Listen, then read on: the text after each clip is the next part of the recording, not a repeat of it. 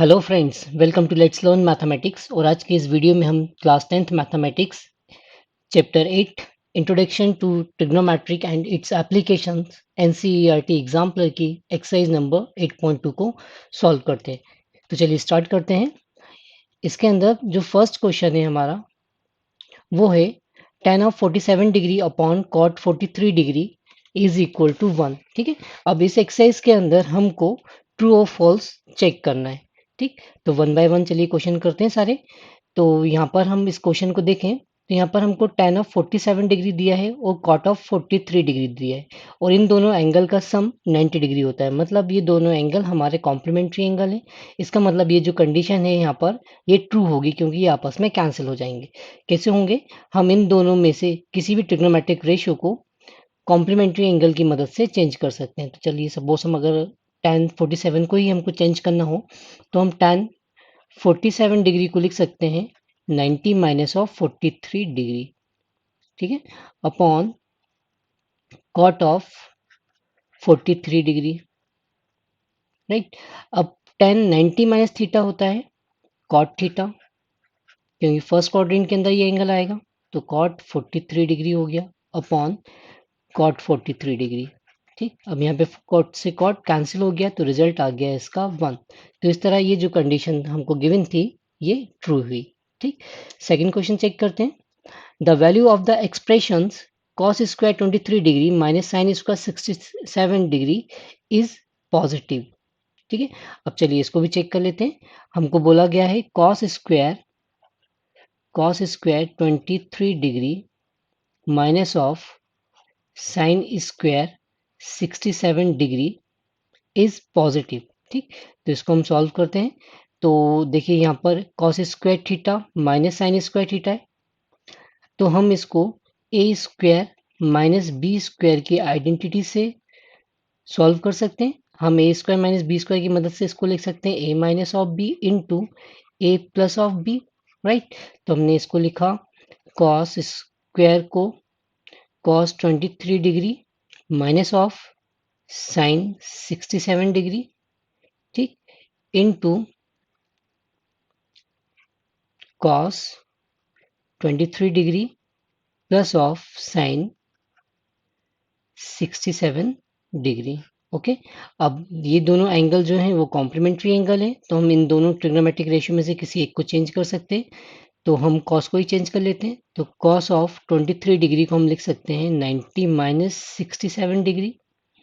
ठीक है, minus of sine 67 degree into cos 23 degree plus of sine 67 degree. ठीक, अब cos 90 माइनस थीटा को हम लिख सकते हैं साइन थीटा। थीटा के प्लेस में यह वैल्यू है 67 degree minus of sine 67 degree into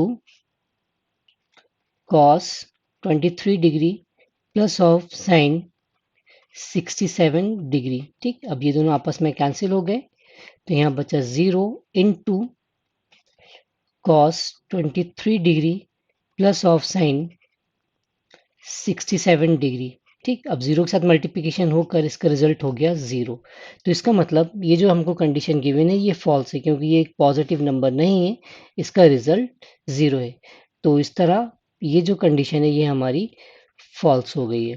ठीक, अब क्वेश्चन नंबर थर्ड को सॉल्व करते हैं। बोला गया है the value of the expression sine 80 degree minus cos 80 degree is negative. ठीक, तो हम जानते हैं जो साइन थीटा की जो वैल्यू होती है वो 0 से 90 में इंक्रीज होती है। ठीक है, 0 साइन 0 0 होता है, साइन 30 1/2, साइन 45 1/√2, साइन 60 √3/2, साइन 90 1। मतलब 0 से स्टार्ट होकर ये 1 तक जाती है। जबकि कॉस की वैल्यू हम देखें, कॉस थीटा की वैल्यू 0 से 90 के बीच में ये रिड्यूस होती है। साइन 0 मैक्सिमम होती है 1 और साइन 90 जो होता है वो होता है 0। तो इस तरह अगर हम देखें कि जो साइन 80 डिग्री है, sine 80 degree minus of cos 80 degree की जो वैल्यू होगी वो ग्रेटर देन 0 होगी, क्योंकि यहाँ पे साइन हमेशा बड़ा होगा। ठीक है। तो साइन 80 डिग्री की वैल्यू कॉस 80 डिग्री की वैल्यू से ज़्यादा होगी, क्योंकि साइन थीटा की वैल्यू 0 से 90 के साइड बढ़ती है। साइन 0 0 होता है और साइन 90 1, जबकि कॉस 0 1 होता है, कॉस 90 0 होता है। ठीक है। तो कॉस की वैल्यू 0 से 90 के साइड डिक्रीज होती है, जबकि साइन की वैल्यू 0 से 90 के साइड जब एंगल इंक्रीज करते हैं तो वैल्यू बढ़ती है। तो इस तरह ये जो हमारा कंडीशन है ये फॉल्स हुई, क्योंकि इसका रिजल्ट पॉजिटिव होगा। ठीक है। तो यहाँ पे जो कंडीशन हुई वो फॉल्स हुई। Is that clear? अब चलिए क्वेश्चन नंबर 4 को सॉल्व करते हैं। ये हमको प्रूफ करना है कि ये condition L H S equal to R H S है या नहीं। तो देखिए हम एल एच एस को सॉल्व करते हैं। इसमें हमको गिवन है under root of 1 minus cos square theta into sec square theta. तो देखिए 1 माइनस कॉस स्क्वायर थीटा को हम लिख सकते हैं साइन स्क्वायर थीटा, क्योंकि हम जानते हैं कि sine square theta plus cos square theta is equal to होता है 1। तो यहाँ से हमने साइन स्क्वायर थीटा की वैल्यू निकाल सकते हैं, जो कि होगी 1 माइनस कॉस स्क्वायर थीटा। इसलिए 1 माइनस कॉस स्क्वायर थीटा को हमने रिप्लेस कर दिया साइन स्क्वायर थीटा से इनटू सेक स्क्वायर थीटा। अब इन दोनों के स्क्वायर इस स्क्वायर रूट से कैंसिल हो जाएगा, तो हमारे पास बचेगा sine theta into sec theta. और हम सेक थीटा को लिख सकते हैं 1 अपॉन कॉस थीटा। तो ये हो जाएगा sign theta into 1 upon cos theta. और हम ट्रिग्नोमेट्रिक आइडेंटिटी जानते हैं कि sine theta upon cos theta होता है हमारा टैन थीटा। तो इस तरह sine theta upon cos theta को हम लिख सकते हैं टैन थीटा। मतलब यहाँ पर L H S is equal to है आर एच एस के, मतलब कंडीशन जो है हमारी वो ट्रू है। ओके। क्वेश्चन नंबर 5 है हमारा, if cos a plus cos square a is equal to 1 then sin square a plus of sin to the power 4a is equal to 1। ये हमको बताना है, जबकि हमको कंडीशन गिवन है ये वाली। ठीक, इस क्वेश्चन को हमने एक्सरसाइज नंबर 8.1 में भी देखा था, यहाँ पर भी सॉल्व कर लेते हैं। तो हमको इफ जो कंडीशन गिवन है वो है cos of a plus of cos square a is equal to 1। हमने cos स्क्वायर को राइट हैंड साइड ट्रांसफर करें तो cos of a is equal to हो जाएगा 1 माइनस कॉस स्क्वायर a, और 1 माइनस कॉस स्क्वायर a को हम लिख सकते हैं साइन स्क्वायर a। ठीक है। 1 माइनस कॉस स्क्वायर ए को हमने लिख दिया साइन स्क्वायर ए, क्योंकि हम ट्रिग्नोमेट्रिक आइडेंटिटी जानते हैं sine square theta plus cos square theta is equal to होता है 1। ठीक। अब क्योंकि हमको साइन टू द पावर 4 भी यहाँ बनाना है, तो हम क्या करें, दोनों साइड की स्क्वायरिंग कर देते हैं। तो हम कॉस ऑफ ए और साइन स्क्वायर ए की स्क्वायरिंग करते हैं दोनों साइड की। तो यहाँ पर हो जाएगा हमारे पास cos square A is equal to यहाँ बन जाएगा sign to the power 4a। और कॉस स्क्वायर ए को हम लिख सकते हैं again 1 minus sine square A. Again trigonometric identity sine square theta plus cos square theta is equal to 1 होती है, उससे हमने लिख लिया इसको 1 माइनस साइन स्क्वायर ए। और यहाँ पर एज इट इज रहा हमारा sine to the power 4a। ठीक, अब इन टर्म्स को हमने अरेंज कर दिया, 1 को यहीं छोड़ा। ठीक है। साइन स्क्वायर ए को ट्रांसफर करते हैं तो ये हो जाएगा हमारा sine to the power 4a plus of sine square A is equal to 1, जो कि हमारी कंडीशन ट्रू हुई। ओके, क्लियर है क्वेश्चन? क्वेश्चन नंबर 6 को सॉल्व करते हैं, जो कि tan theta plus 2 into 2 tan theta plus 1 is equal to 5 tan theta plus of sec square theta. ठीक, तो एल एच एस और आर एच एस हमको गिवन है, तो हम यहाँ पर हम एल एच एस लेके चलते हैं। हमको एल एच एस में गिवन है tan theta plus 2 into 2 tan theta plus 1। Okay, अंदर मल्टीप्लिकेशन किया हमने, तो मल्टीप्लिकेशन करने पे ये हो गया 2 tan square theta plus of 2 2 ज़ा 4 tan थीटा प्लस ऑफ 1 का मल्टीप्लिकेशन किया tan थीटा प्लस ऑफ 2। ठीक, अब यहाँ पर हम इन दोनों टर्म्स को आपस में ऐड कर सकते हैं, साथ साथ यहाँ पर हम ट्रिग्नोमेट्रिक आइडेंटिटी पे अप्लाई कर सकते हैं। ठीक, हम जानते हैं कि sec square theta minus of tan square theta is equal to होता है 1। अब यहाँ से अगर हम tan की वैल्यू निकालना चाहें तो tan square theta is equal to हो जाएगा sec square theta minus of 1। ठीक, अब यहाँ पे हम वैल्यू पुटअप कर देते हैं, तो 2 इंटू tan स्क्वायर थीटा को रिप्लेस किया हमने सेक स्क्वायर थीटा से, सेक स्क्वायर थीटा माइनस 1 से, प्लस ऑफ 4 प्लस 1 ये हो गया हमारे पास 5 tan थीटा प्लस ऑफ 2 का अंदर मल्टीप्लिकेशन किया तो ये हो गया 2 sec square theta minus of 2 plus 5 tan theta plus of 2, यहाँ 2 से 2 कैंसिल, तो हमारे पास बचा 2 sec square theta plus of 5 tan theta. ठीक, अगर इसको हम देखें तो ये आर एच एस के इक्वल नहीं है, क्योंकि यहाँ पर 2 नहीं है। अगर यहाँ पर 2 होता तो ये कंडीशन प्रूव हो जाती। तो इस केस में अभी LHS is not equal to है RHS के। क्लियर? तो ये कंडीशन जो है वो फॉल्स है। ठीक है, अब चलिए क्वेश्चन नंबर 7 सॉल्व करते हैं, जो कि है if the length of the shadow of a tower is increasing then the angle of elevation of sun is also increasing. ठीक, तो हमको यहाँ बोला गया है कि एक टॉवर है, उसकी अगर शेडो की लेंथ को हम इंक्रीज करेंगे तो एंगल ऑफ एलिवेशन जो होगा वो भी इंक्रीज होगा। तो इसमें यहाँ दो कंडीशन बन रही हैं। एक इनिशियल कंडीशन में जब उसकी शेडो की लेंथ x हो, ठीक है, और देन उसकी हमने जो शेडो की लेंथ है उसको इंक्रीज करी 22 से। तो ये दो कंडीशन है। तो अगर हम यहाँ समझें तो देखिए, जब हम इस पॉइंट ए को बी की साइड ले जाएंगे तो मतलब ये जो पॉइंट ए है वो बी की साइड अगर जाएगा तो यहाँ बढ़ते-बढ़ते ये जो एंगल है वो 90 डिग्री हो जाएगा।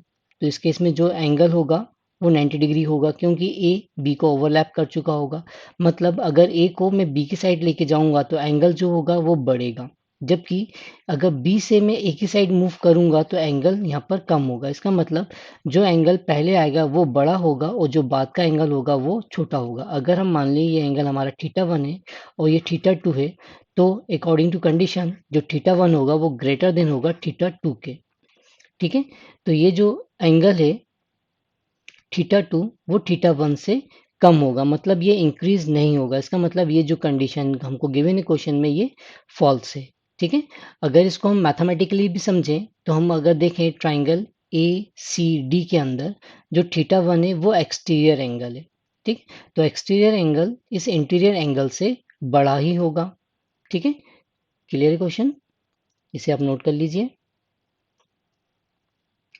अब चलिए क्वेश्चन नंबर 8 को सॉल्व करते हैं, जो कि है if a man standing on a platform 3 metre above the surface of a lake observe a cloud and its reflection in the lake, then the angle of elevation of the cloud is equal to the angle of depression of its reflection। ठीक है, अब यहाँ पर भी हमको अपने answer को, इसके आंसर को जस्टिफाई करना है। हमसे इस क्वेश्चन में बोला गया है कि एक मैन एक लेक के सरफेस से, है ना, एक के लेग के सरफेस से 3 मीटर अबव ऊपर एक प्लेटफॉर्म पे खड़ा हुआ है। ठीक, तो पहले तो हम मान लेते हैं कि एक हमारे पास एक लेक है, ये हमारे एक लेक है। ठीक, अब इस लेक पर, इस लेक से 3 मीटर अबव ये एक प्लेटफॉर्म है जिसकी हाइट हमको गिवन है 3 मीटर। ओके, इस प्लेटफॉर्म पर एक मैन यहाँ पर खड़ा हुआ है मान लिया। ठीक, अब ये जो मैन क्लाउड की ओर देखता है तो एंगल ऑफ एलिवेशन बनेगा। तो हम एक क्लाउड ले लेते हैं, ठीक, और उस क्लाउड का एक रिफ्लेक्शन भी ले लेते हैं जो कि लैक के अंदर बनेगा। ठीक, अब जो एंगल ऑफ एलिवेशन है इस क्लाउड का वो हमने मान लिया है वो है हमारा थीटा 1। ठीक, और एंगल ऑफ डिप्रेशन जो कि इसके रिफ्लेक्शन के साथ बनेगा वो हमने मान लिया है वो है हमारा थीटा 2। ठीक है, हमसे इस क्वेश्चन में बोला गया है कि angle of cloud is equal to angle of depression, मतलब angle of elevation of the cloud is equal to angle of depression of its reflection, कि ये दोनों एंगल आपस में इक्वल हैं या नहीं, इसको हमको जस्टिफाई करना है। ठीक है, तो चलिए पहले हम नेमिंग दे देते हैं। मान लेते हैं जो मेन यहाँ जिस पॉइंट पे खड़ा है वो पॉइंट ए है, ये हम मान लेते हैं ये बी है, और ये पॉइंट हमारा सपोज सी, और ये पॉइंट हमने मान लिया है डी। ठीक है, अगर हम जो हमारी लैक है उसकी लेंथ को अगर हम y माने और प्लेटफॉर्म से इस क्लाउड तक की डिस्टेंस को अगर हम x माने, तब इस लैक से इस क्लाउड तक की जो डिस्टेंस हो जाएगी वो होगी x +3। ठीक, इस क्लाउड से लैक तक की डिस्टेंस ये होगी x+3, और इतनी ही डिस्टेंस पर इसका रिफ्लेक्शन बनेगा, मतलब ये डिस्टेंस भी जो होगी वो हमारी x+3 होगी रिफ्लेक्शन वाली। ठीक है, और हमने ये लेंथ ले ली है इसकी y। ठीक, अब यहाँ पर अगर ये एंगल थीटा है तो यहाँ पर हमारे पास बेस और परपेंडिकुलर है, तो हम यहाँ पर टैंजेंट यूज करते हैं। हमारा इन ट्राइंगल ABC हम टैंजेंट यूज करते हैं, ट्राइंगल ABC। ठीक है, तो इसका टैंजेंट हो जाएगा हमारा tan ऑफ थीटा वन, ये एंगल ऑफ एलिवेशन है, theta one is equal to होगा हमारा परपेंडिकुलर अपॉन बेस, तो परपेंडिकुलर है हमारे पास यहाँ एक्स और बेस है यहाँ पर हमारा वाई। ठीक है, इसको हमने नाम दिया इक्वेशन नंबर वन। ओके, इसी तरह ट्राइंगल ए बी डी के अंदर, triangle in a triangle A B D, यहाँ पर अगर हम टेंजेंट निकालें तो tan theta two is equal to होगा हमारा परपेंडिकुलर अपॉन बेस, तो यहाँ पर हमारा परपेंडिकुलर हो जाएगा x plus three plus of three upon y। ठीक है, अब ये x प्लस थ्री क्यों हुआ, क्योंकि x प्लस थ्री तो लैग से इस रिफ्लेक्शन तक की डिस्टेंस थी b तक की। अब उसके अंदर ये जो प्लेटफॉर्म की हाइट है ये भी इसमें ऐड हो जाएगी, तो टोटल डिस्टेंस हो जाएगी हमारी बी डी, जो कि होगी x plus three plus of three. Is it clear? ठीक है, इसे नाम, इसको हम आगे सॉल्व कर लेते हैं, तो इसको हम लिख सकते हैं x plus six upon Y, ये हमारी इक्वेशन नंबर हो गई टू। ठीक है, इन दोनों ही इक्वेशन में से अगर हम in term of Y convert करना चाहें तो कर सकते हैं, तो हम इक्वेशन नंबर वन को इन टर्म ऑफ वाई लिख सकते हैं, Y is equal to X upon tan of theta one, इसको हम चाहें तो नाम दे दें इक्वेशन नंबर थ्री। इसी तरह इक्वेशन नंबर टू को भी इन टर्म ऑफ वाई लिख दिया हमने, तो ये हो जाएगा Y is equal to X plus six upon tan theta two. ठीक, ये हो गई हमारी इक्वेशन नंबर फोर। अब यहाँ पर ये दोनों इक्वेशन y के इक्वल हैं, तो हम इन दोनों को आपस में कंपेयर कर सकते हैं, क्योंकि ये y सेम है, तो ये हो जाएगा हमारा x upon tan of theta one is equal to X plus six upon tan of theta two. ठीक, अब हम यहाँ पे क्रॉस मल्टीप्लिकेशन कर देते हैं, तो ये हो जाएगा हमारा x into tan theta two is equal to X plus six upon, sorry, X plus six into tan theta one, या फिर हम इसको कुछ इस तरह भी लिख सकते हैं, tan of theta two is equal to X plus six upon X into tan of theta one. ठीक, अब अगर हम इस कंडीशन को ध्यान से देखें, अगर इस कंडीशन को हम ऑब्जर्व करें, अगर सपोज थोड़ी देर के लिए x plus six upon x अगर ये यहाँ पर नहीं होता, तो उस केस में टेन थीटा टू इक्वल होता टेन थीटा वन के, तो हम बोलते हैं एंगल ऑफ एलिवेशन और एंगल ऑफ डिप्रेशन आपस में इक्वल है। बट यहाँ पर x plus six upon x यहाँ पर होने के कारण, क्योंकि ये वैल्यू यहाँ असाइन होगी, तो ये कभी आपस में इक्वल नहीं हो सकती, तो इसका मतलब theta one not equal to होगा थीटा टू के। तो जो हमको क्वेश्चन में कंडीशन गिवन थी वो यहाँ पर फॉल्स हुई, तो यहाँ पर एंगल ऑफ एलिवेशन और एंगल ऑफ डिप्रेशन आपस में इक्वल नहीं हो सकते। क्लियर है क्वेश्चन? अब चलिए क्वेश्चन नंबर 9 को सॉल्व करते हैं। इसमें हमसे बोला गया the value of two sine theta can be A plus one upon A where A is a positive number. क्या टू साइन थीटा की value A plus one upon A हो सकती है? ये हमको जस्टिफाई करना है। ठीक है, तो देखिए हमको बोला गया है टू साइन थीटा की value A plus one upon ए के इक्वल होगी या नहीं, ये हमको जस्टिफाई करना है ना। अब चलिए क्वेश्चन नंबर 9 को सॉल्व करते हैं। इसमें हमसे बोला गया है कि the value of two sine theta can be one A plus one upon A where A is a positive number. तो यहाँ पर हमको ये जस्टिफाई करना है कि two sine theta can be A plus one upon A, right. तो यहाँ पर हम ले लेते हैं, हमको बोला गया है A plus one upon A, और ये जो वैल्यू है ये एक पॉजिटिव नंबर है, where A is a positive number, तो ये ओवरऑल एक पॉजिटिव वैल्यू होगी। ठीक है, अगर हम इन दोनों टर्म को परफेक्ट स्क्वायरिंग के फॉर्म में लिखना चाहें तो हम इसको ऐसा लिख सकते हैं, under root of A minus of one upon under root of A to the whole square. ठीक, जब इसको हम ओपन करेंगे तो ए स्क्वायर होगा ए, ठीक है, प्लस बी स्क्वायर हो जाएगा, ये पॉजिटिव हो जाएगा वन अपॉन ए, और साथ साथ आएगा minus two times of A B, तो ये रूट ए से रूट ए कैंसिल हो जाएगा, तो बचेगा सिर्फ माइनस टू। तो उसको बैलेंस करने के लिए यहाँ पर मैं ले लेता हूँ प्लस ऑफ टू। ठीक है। तो ओवरऑल देखा जाए यहाँ पे मैं कोई भी वैल्यू पुटअप करूँ तो यहाँ से नेगेटिव रिजल्ट तो मिलेगा नहीं, यहाँ से जो भी वैल्यू आएगी वो पॉजिटिव आएगी, और वो जो पॉजिटिव वैल्यू उसके अंदर 2 ऐड हो जाएगा। तो ओवरऑल अगर हम बोलें कि a प्लस वन अपॉन ए का जो रिजल्ट है वो 2 से तो बड़ा ही होगा। इसका मतलब जो हमारा a प्लस वन अपॉन ए है उसकी जो भी वैल्यू होगी वो कम से कम 2 से तो कन्फर्म है बड़ी होगी, इक्वल भी नहीं हो सकती, ऑब्वियसली बड़ी होगी, क्योंकि 2 में भी एक पॉजिटिव क्वांटिटी यहाँ पर ऐड हो रही है। ठीक है। अगर हम बोलें कि 2 sine theta can be A plus one upon a, अगर a plus one upon a 2 sine theta है तो 2 साइन थीटा ग्रेटर देन होगा 2 से। अगर यहाँ हम 2 को ट्रांसफर करें तो sine theta is greater then, 2 से 2 कैंसिल हुआ तो यहाँ आ गया हमारे पास 1। अब इस कंडीशन ये हमको बता रही है कि जो साइन थीटा की वैल्यू होती है वो 1 से बड़ी होती है, जबकि हम जानते हैं कि साइन थीटा की जो वैल्यू होती है वो हमेशा -1 से बड़ी या इक्वल और +1 से छोटी होती है, जबकि ये जो कंडीशन हमको बता रही है कि साइन थीटा की वैल्यू 1 से बड़ी है। ठीक है। तो इसके अकॉर्डिंग जो इसकी रेंज है उसके अकॉर्डिंग, साइन फंक्शन की रेंज के अकॉर्डिंग ये जो कंडीशन है ये फॉल्स होगी। ठीक है। तो हमको यहाँ पे जो ये स्टेटमेंट दिया है कि 2 sine theta can be A plus one upon a, तो ऐसा पॉसिबल नहीं है, तो ये पूरी कंडीशन हमारी फॉल्स हुई। Is it clear? अब चलिए क्वेश्चन नंबर 10 को सॉल्व करते हैं, जो कि 9 की ही तरह है लगभग। हमको बोला है cos theta is equal to A square plus B square upon 2ab where a and b are two distinct number such that ab is greater than 0। ठीक है। अब इसको वेरीफाई करने के लिए हम a square plus B square upon 2ab को लेके चलते हैं।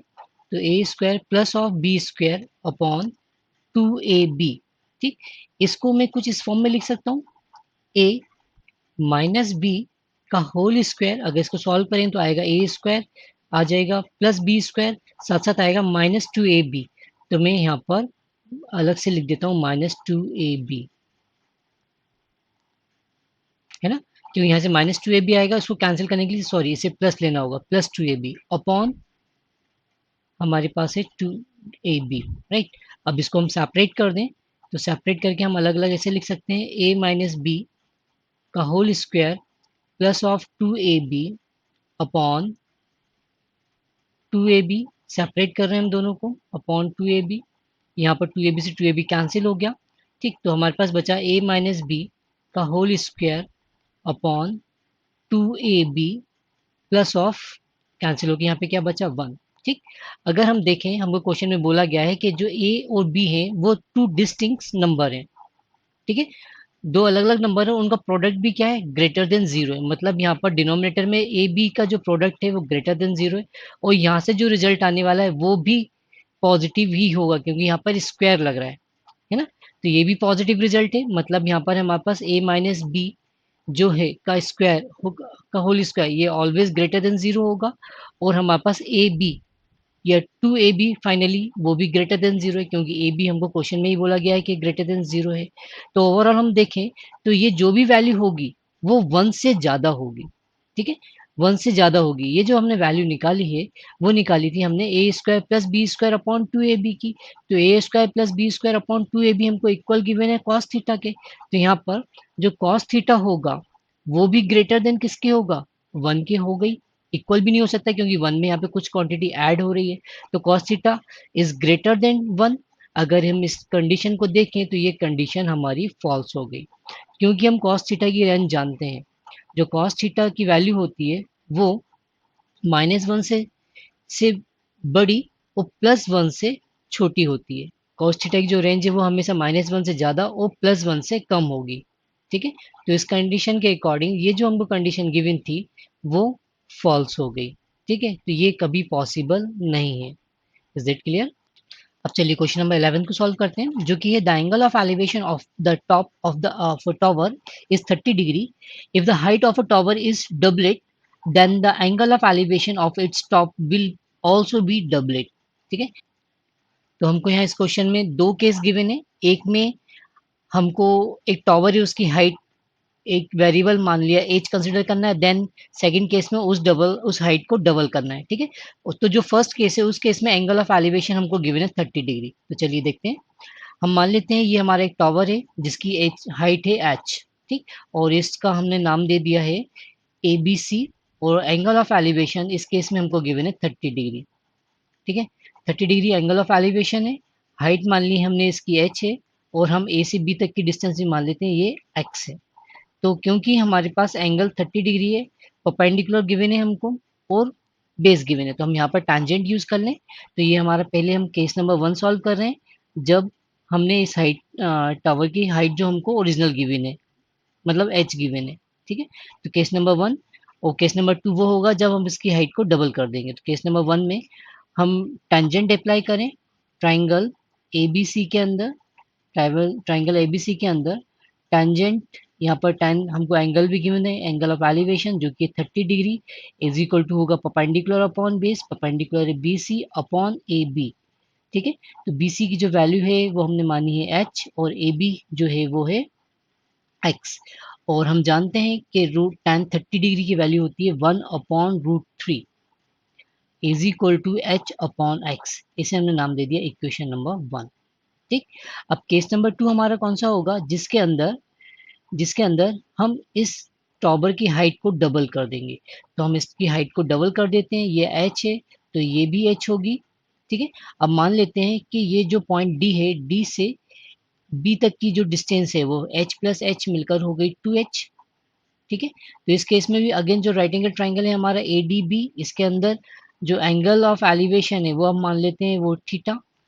तो ट्राइंगल ABD के अंदर हमारा टेंजेंट हो जाएगा, यहाँ पे अब एंगल थीटा है, वो होगा अगेन परपेंडिकुलर अपॉन बेस। तो परपेंडिकुलर है हमारा BD अपॉन बेस जो कि है AB। BD की वैल्यू है हमारे पास यहाँ 2h अपॉन AB, हमारे पास है x। तो बाय इक्वेशन नंबर 1 हम h अपॉन x की वैल्यू यहाँ से पुट अप कर सकते हैं। तो tan theta is equal to आ गया हमारे पास 2 इंटू एच अपॉन एक्स की वैल्यू है 1/√3। ठीक है, तो tan थीटा हमारे पास आ गया है 2/√3। अब tan की किस एंगल पे 2/3 हमको मिलता है, yes, theta is equal to जब 60 डिग्री होता है ये, तो tan 60 की वैल्यू 2/3 होती है। तो इस केस में क्लियर है कि जो दोनों एंगल हैं, एंगल ऑफ एलिवेशन जब हमारे पास हाइट h थी तो वो था हमको 30 डिग्री, और जब हमने इसकी हाइट को इंक्रीज किया तो वो एंगल हो गया 60 डिग्री। अगर फर्स्ट जो एंगल हमारा हमको गिवन था एंगल ऑफ एलिवेशन, उसको अगर हम माने थीटा 1, तो थीटा 1 हमको गिवन था ये क्वेश्चन के अंदर 30 डिग्री, और इसको अगर हम थीटा 2 मान लें तो थीटा 2 अभी हमने निकाल लिया है 60 डिग्री। तो थीटा 2 आ गया हमारा यहाँ 60 डिग्री। तो tan theta 1 is not equal to theta 2। तो जो ये जो क्वेश्चन है इसके अंदर जो हमको बोला गया है इस डबलेट, तो ये जो कंडीशन है क्वेश्चन की लैंग्वेज के अकॉर्डिंग ये फॉल्स हुई। Is that clear? इससे ये क्लियर हो गया कि अगर किसी टॉवर की हाइट को अगर हम डबल कर दें तो एंगल ऑफ एलिवेशन डबल नहीं होगा। तो जो गिवन कंडीशन है वो फॉल्स है। चलिए क्वेश्चन नंबर 12 को सॉल्व करते हैं, जो कि if the height of a tower and the distance of the point of observation from the foot both are increased by 10%, then the angle of elevation of its foot remains unchanged। ठीक है, तो यहाँ पर भी दो case बनेंगे। एक वो केस जो कि 10% इंक्रीज करने से पहले, और दूसरा उस केस को 10% से इंक्रीज करने के बाद का।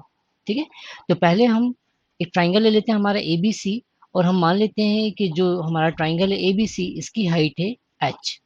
ठीक, और फुट से उस टॉवर तक की डिस्टेंस है x, और इनके बीच का जो एंगल ऑफ एलिवेशन है उसको हमने मान लिया है वो है थीटा 1। ठीक है, ये जो केस है केस नंबर 1, ये 10% इंक्रीज करने से पहले का है।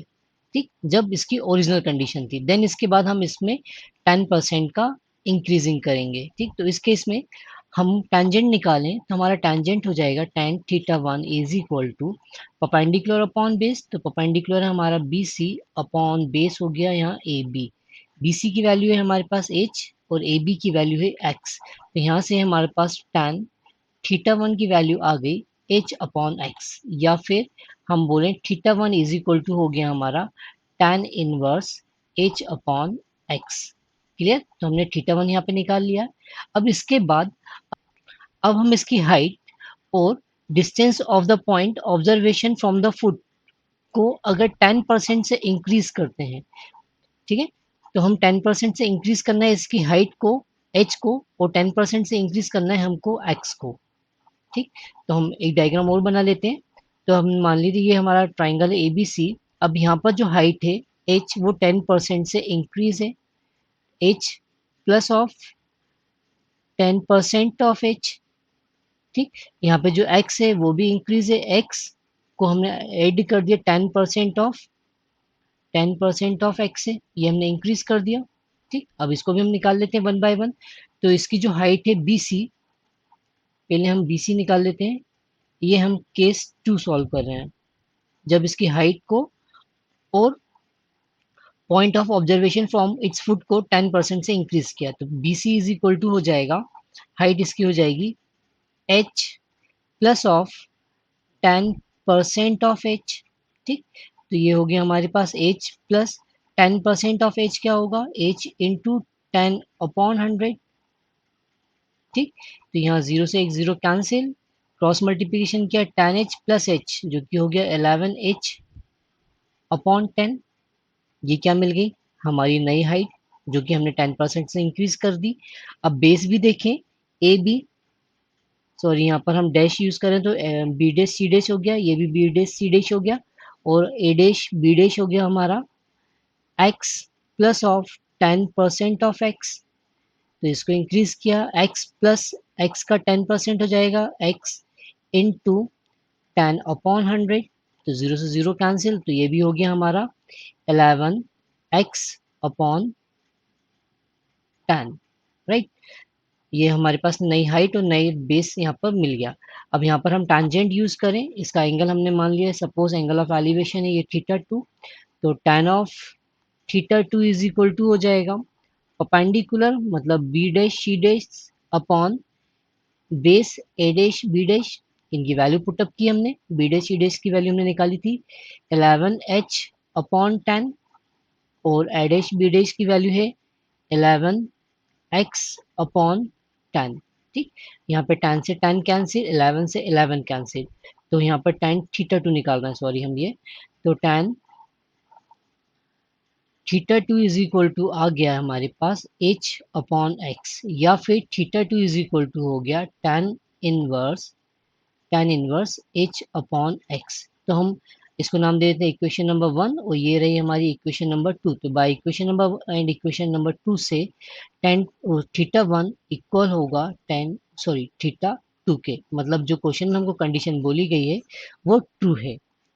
ओके, आई होप आपको ये एक्सरसाइज क्लियर होगी। अगर आपको ये वीडियो मेरा पसंद आया तो आप इसे लाइक कीजिए, चैनल को सब्सक्राइब कीजिए और अपने फ्रेंड्स को इस चैनल को सजेस्ट कीजिए। Thanks for watching.